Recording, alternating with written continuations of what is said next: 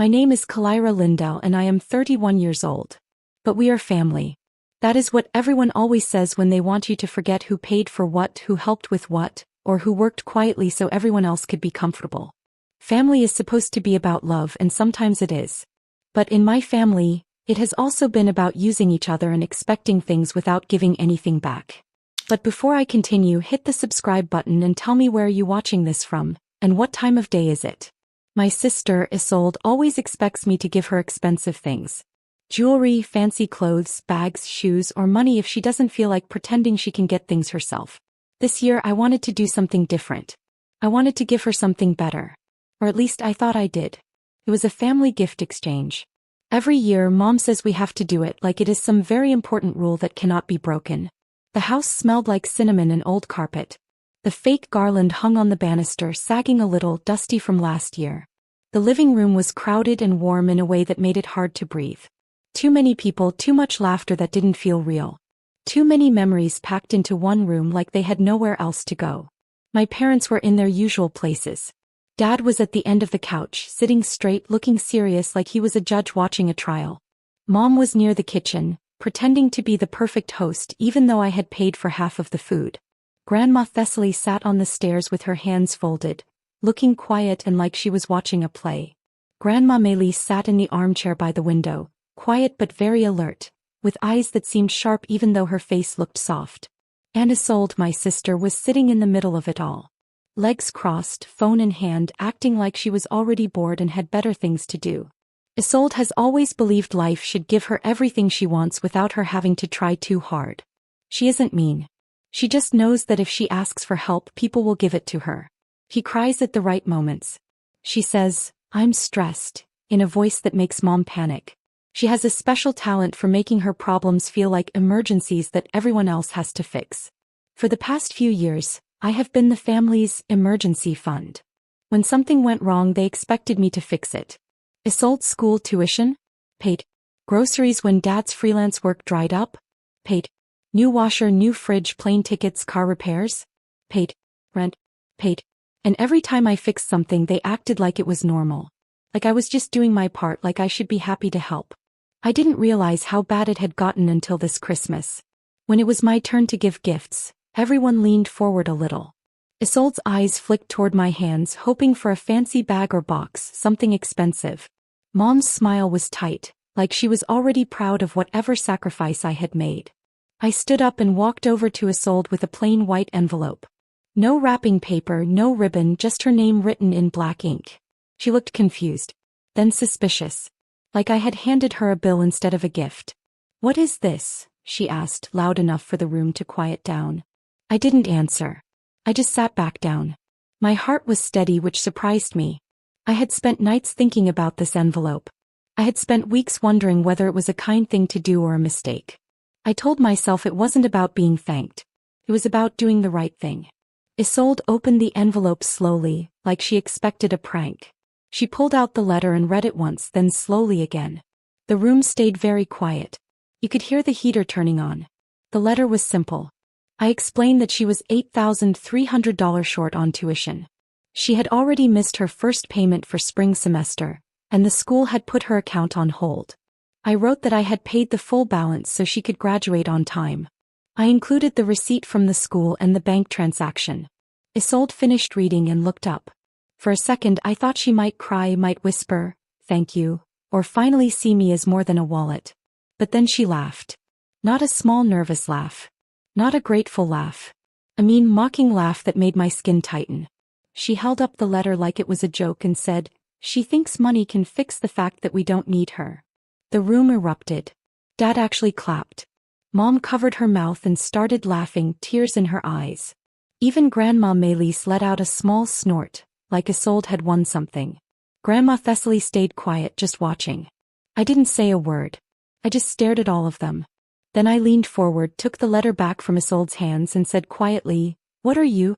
I guess you'll have some free time next spring." The laughter stopped suddenly. Isolde froze. Dad looked shocked, like he had just been pulled out of a dream. Mom whispered something I couldn't hear. Grandma Melis's eyes got sharper. Grandma Thessaly sat up straighter. They all understood what I meant.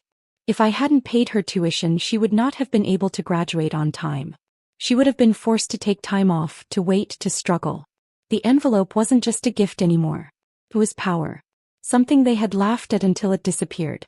15 minutes later, I walked past the hallway on my way to the front door. Isolde was sitting on the floor, crying for real now. Mom tried to comfort her. Dad was pacing, looking like a man trying to find someone else to blame. Both grandmothers were sitting on the stairs, watching quietly, not sure if it was drama or tragedy. I opened the front door. Dad stepped in front of it. "Where do you think you're going?" he said. "I'm leaving," I replied. "Not after that performance," he snapped. "You ruined Christmas." Mom nodded behind him like he was reciting a script. Isolde called out through sniffles, "You're seriously just leaving?" I looked at all of them. I looked at the hallway, the staircase, the decorations, the dust, the years of helping, the quiet sacrifices. Then I closed the door. I took off my coat. I walked back to the table and sat down.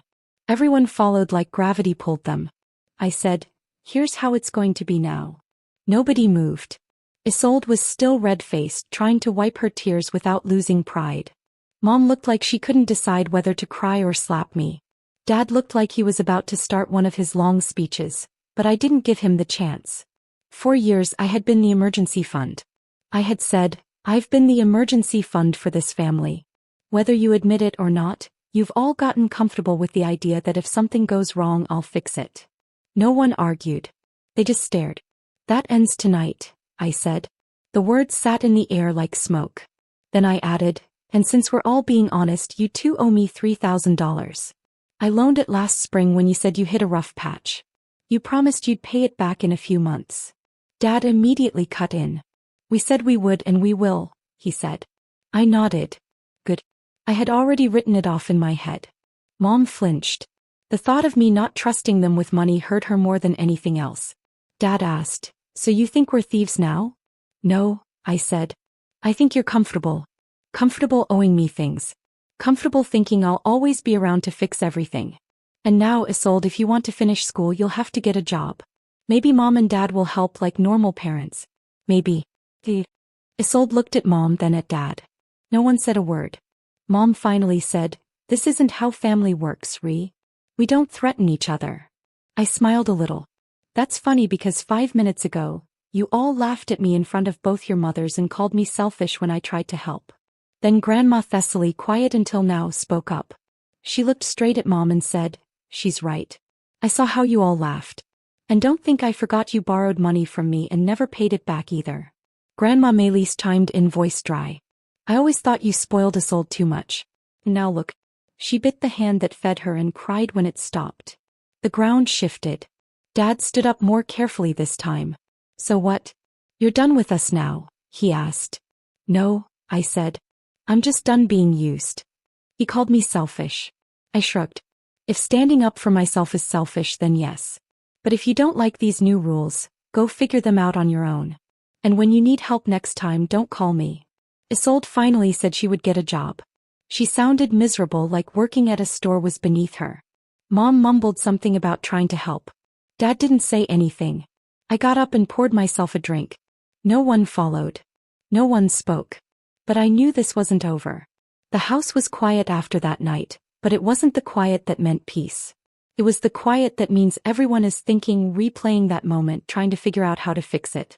I didn't hear from them for days. No apology. No explanation. Just silence. They probably hoped that if they ignored it long enough, I would come back and pretend nothing happened. The first message came from Mom. 5 words. "I hope you're proud of yourself." That was it. Not a question. Not even a mean message. Just a jab from far away. I didn't answer. Isolde went completely dark. Dad stayed on brand, pretending nothing was wrong. They probably thought it was still possible to make me calm down and open my wallet like usual.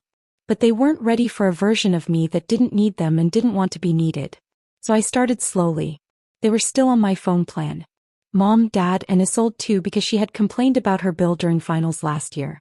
I had let them use my plan before. I logged in and canceled every line except mine. No warning. No message. Just gone. The next cut was shared accounts.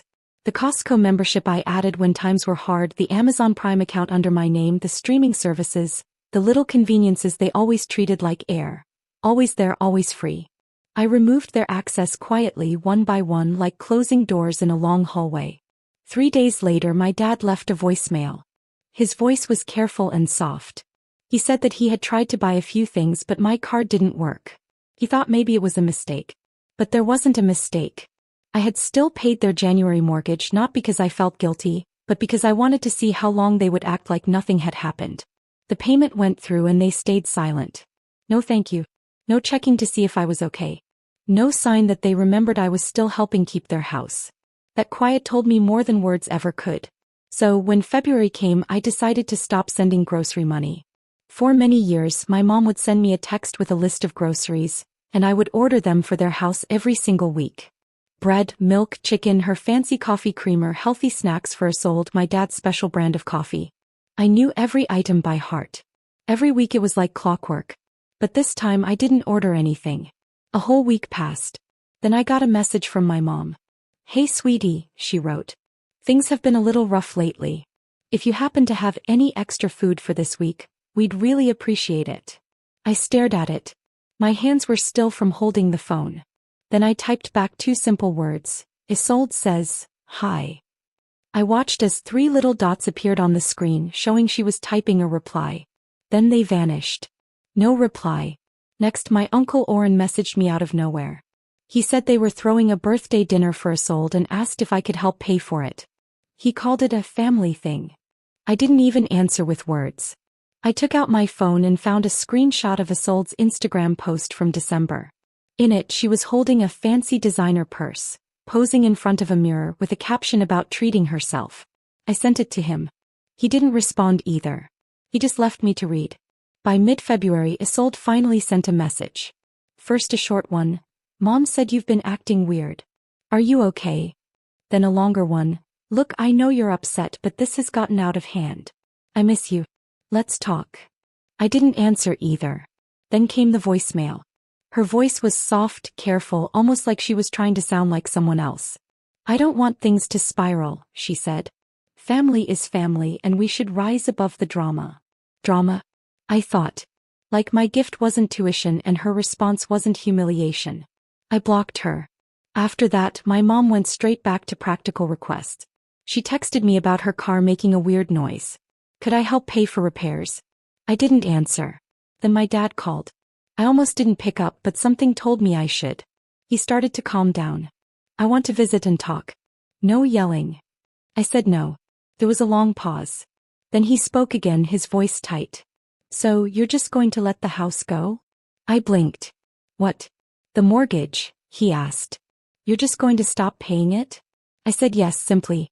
He didn't say another word. I hung up. 3 days later, Isolde posted a passive-aggressive quote on social media. "Cutting people off doesn't make you heartless. It makes you honest." I almost laughed. But then they went further, crossing a line I didn't expect. By March things went quiet again. No calls. No texts. Just silence. Heavy, calculated silence. I could feel that they were waiting for me to give in. I had stopped sending anything except the mortgage, which I paid one payment at a time like a test. Every time the payment went through, they acted like nothing had happened. No gratitude. No acknowledgement. Just entitlement. My cousin Vespera told me that Isolde had been telling people I was going through something, that I had snapped, that I needed space. Space. They wanted people to think I was unstable so they could look like the victims. Then came Easter. My daughter Kay was sitting on the porch with me, painting little wooden eggs. She was quiet and focused, dipping the paintbrush carefully into tiny cups of color. Then her iPad pinged. She rarely gets messages. Her contacts were very limited, just me, her teacher, and 2 cousins. I glanced at the screen. A video from my mom. I hesitated but then clicked it. My mom's living room looked perfect, like a magazine. Everything was tidy. Isolde's kids were holding giant Easter baskets filled with toys, gift cards, and candy. My mom's voice was behind the camera. "This is what love looks like." Then one of the kids asked, "Are we going to see Aunt Ree?" My mom's voice was clear as day. "No, not this year. Her mommy's being difficult again." Kay watched the whole thing silently. She didn't say a word. Then she stood up, walked inside, and shut the door quietly behind her. That snapped something in me. It wasn't just about money anymore. They were using my child to make her feel left out, small and sad. I opened my laptop, went to the mortgage account and clicked the button to cancel the recurring payment. No warning. No explanation. Let them figure it out when it bounced. Then I called a locksmith and changed the locks on my house. Not because I expected them to break in, but because I had learned something very important. People who feel entitled to your money eventually feel entitled to your space too. By April they escalated. My mom showed up at Kay's school. She was still listed as an emergency contact from years ago. She didn't try to take Kay, but she left a gift bag at the front office. Inside were a doll, candy and a card.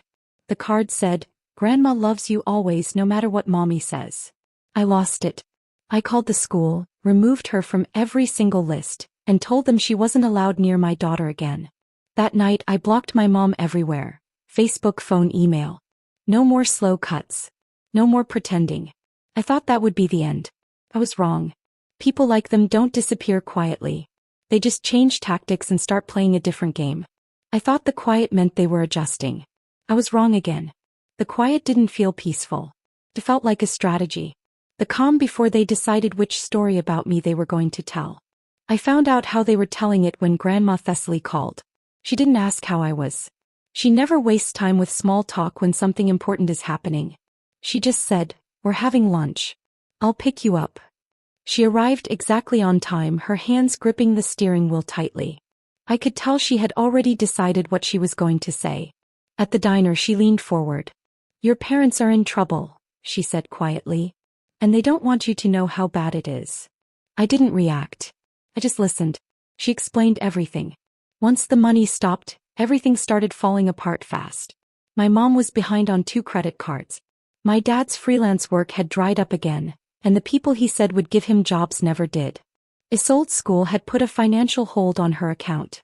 She hadn't told anyone she was close to being dropped from school. "They are acting like they have a plan," Thessaly said. "But they don't."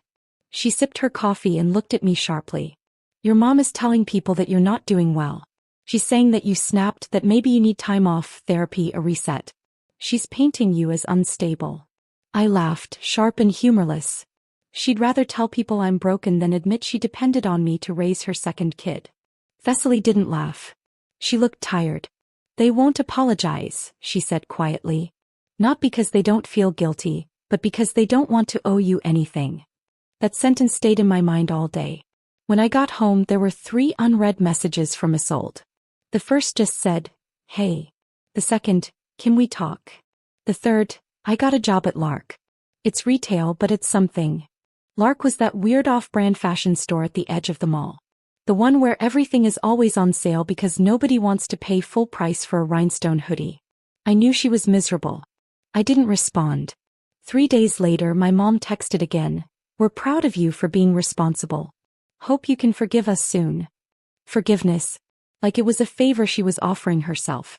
I didn't answer. Then my dad sent something strange. A photo. Our dinner table set for 5, 1 chair empty. The caption read, "You belong here."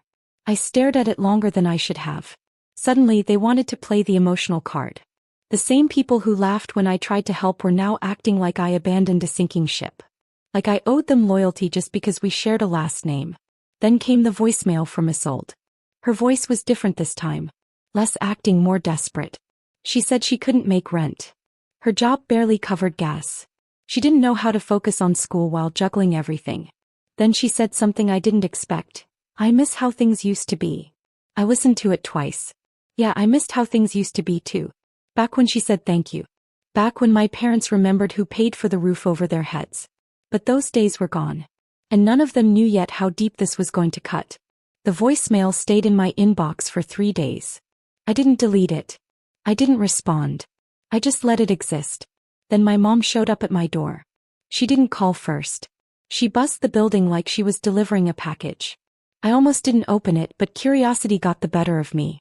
She looked smaller in person, not in height but emotionally. The situation had chipped away at her confidence.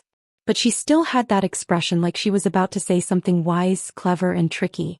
She stepped inside without asking. "We need to talk," she said. "Talk?" I replied, sitting down. She launched into it immediately. Isolde was drowning. Her job wasn't enough. She was failing classes. She was struggling to pay rent.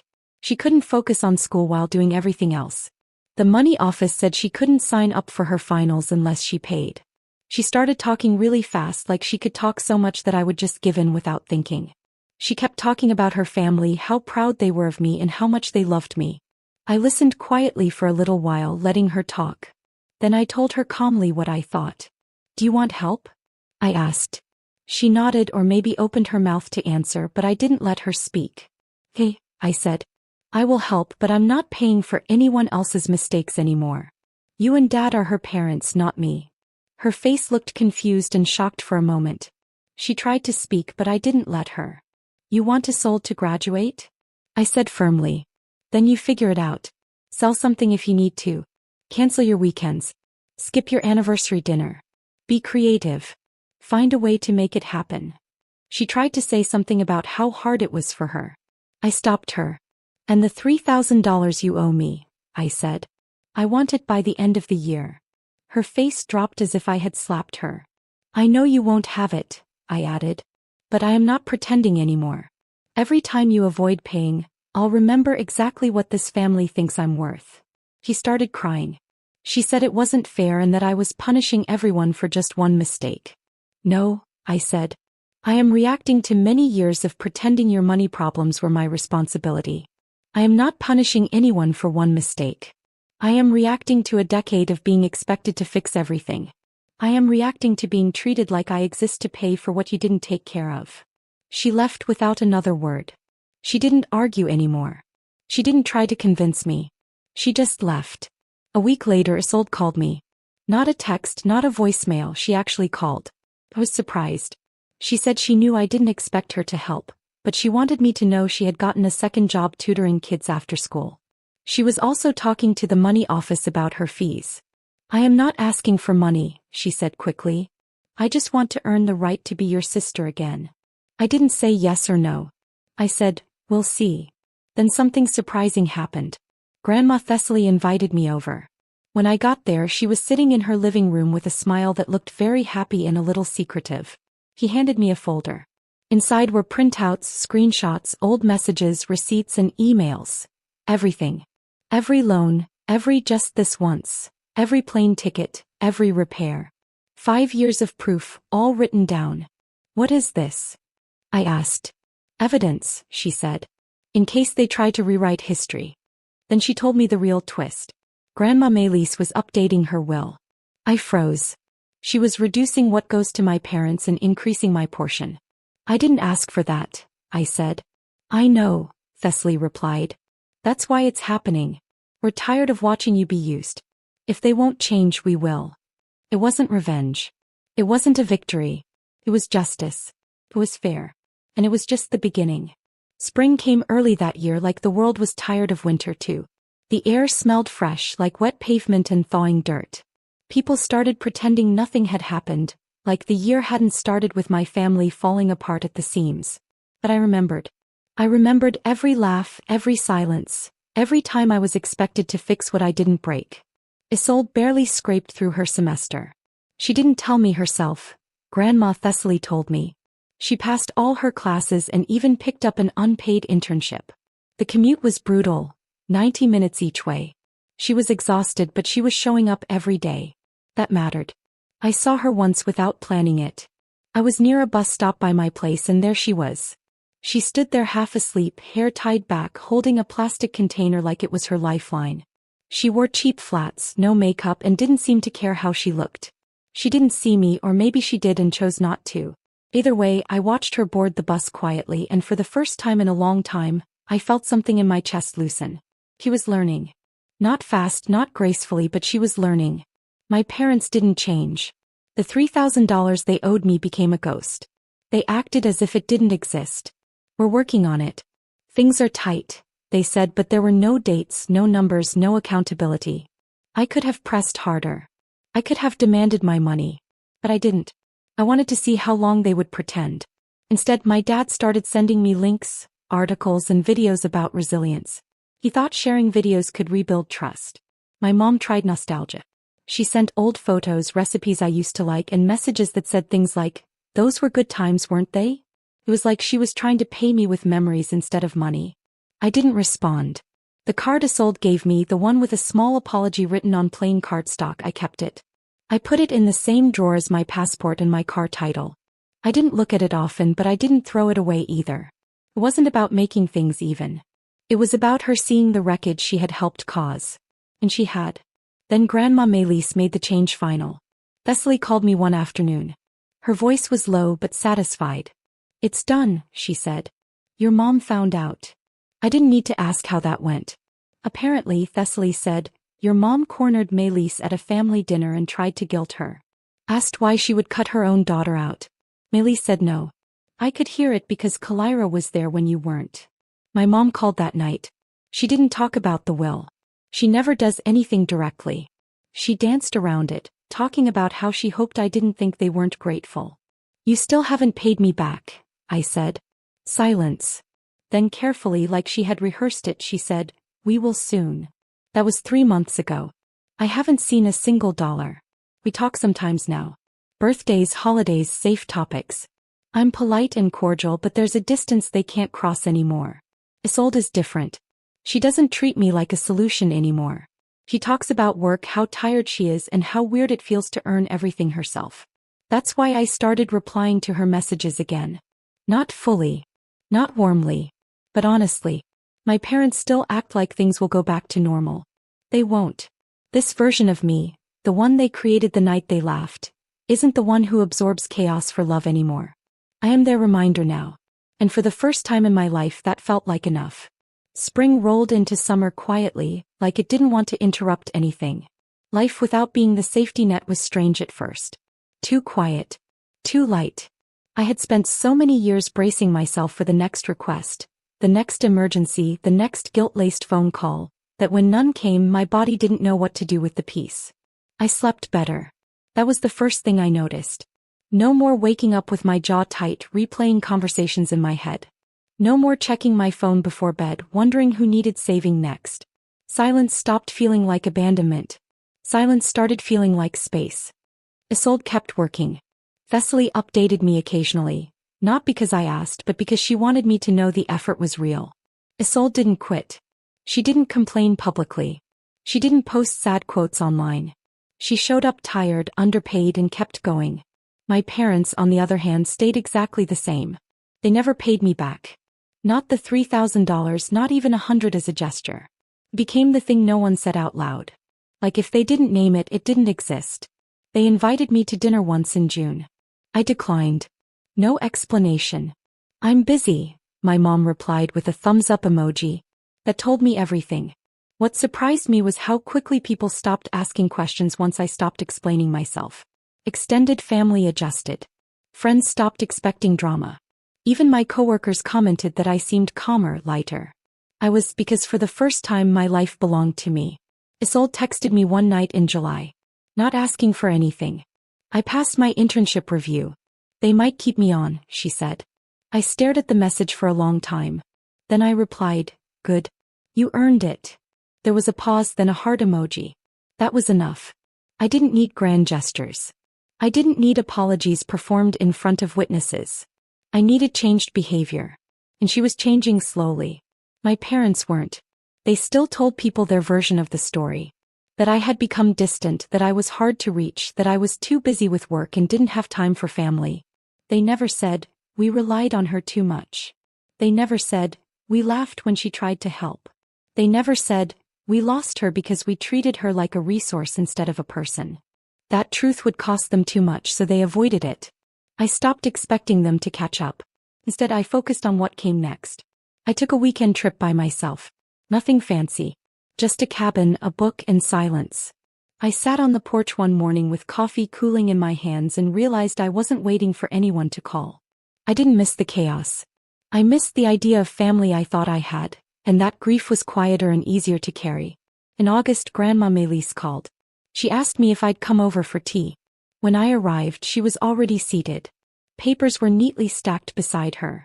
She didn't talk about money. She talked about legacy. About how people confuse love with indulgence. About how enabling looks like kindness until it rots everyone involved. About how she wished she'd stepped in sooner. I watched you carry everyone, she said. And I told myself it wasn't my place. I was wrong. I didn't argue. She reached across the table and squeezed my hand. You're doing well, she said. Not because you cut them off. Because you stopped letting them define you. That stayed with me. By fall, the family dynamic had settled into something new. My parents existed on the edge of my life. Not enemies. Not allies. Just people I was related to. Isolde existed somewhere closer. Not fully trusted. Not fully forgiven. But trying. And that mattered. One afternoon in October, Isolde asked if we could get coffee. Just coffee. No guilt. No tears. I agreed. We sat across from each other, sunlight cutting through the cafe window. She looked different. Not polished. Not defensive. Just tired and honest. I don't expect things to go back, she said. I don't want them to.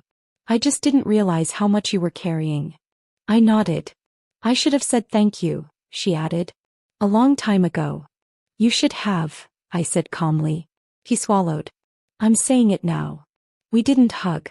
We didn't cry. We finished our drinks and left. That was enough for that day. My parents never acknowledged the shift. They kept pretending time would smooth it over. It didn't. Time just clarified things. The last message my dad sent me came in December. It said, "We're hosting Christmas. It would be nice if you came." I stared at it, then typed, "I have plans." I did. They just didn't include pretending anymore. Christmas morning was quiet. Coffee. Music. No pressure. I thought about the girl I used to be. The one who thought love meant endurance. Who thought being needed was the same as being valued. I wished I could tell her something. That love doesn't laugh when you give. That family doesn't punish boundaries. That silence can be mercy. I don't regret what I did. I regret how long it took me to do it. Because the moment I stopped being useful, I finally became me.